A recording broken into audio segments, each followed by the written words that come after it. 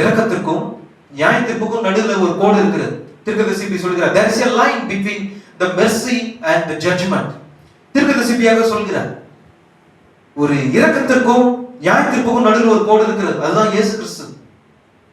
நீங்க இரக்கத்தை புறக்கணித்தா நியாய தீர்ப்புல போய் மாட்டிப்பீங்க. நியாய தீர்ப்பு என்பது இதுவரையிலும் பூமியில சம்பவிக்காத கொடிய உபத்திரவ காலம்.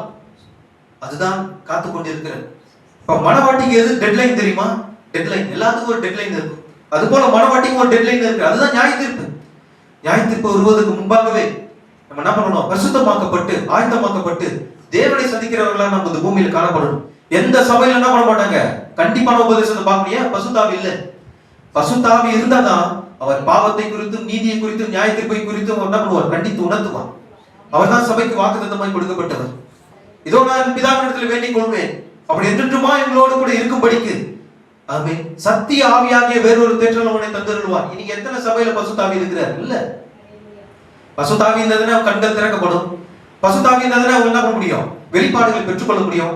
இந்த வேதத்தை எழுதினவர் பசுத்தாவியினவர் தான். அதே பசுத்தாவியினவர் தான் வந்து என்ன பண்ண முடியும்? வார்த்தை வெளிப்படுத்த முடியும். இன்னைக்கு என்ன பண்றாங்க? பைபிள் காலேஜ்ல போயிட்டு நம்ம பாஸ்டர் பட்டம் பிடிஎச் டிடிஎஸ் எல்லாம் படிச்சுட்டு வராங்க. இது ஒன்றுக்கும் பிரயோஜனம் கிடையாது. பசுத்தாவி வரும்போது மனிதனால் ஏற்படுத்தப்பட்ட உபதேசம் அதுக்கு முன்னாடி செல்லாது.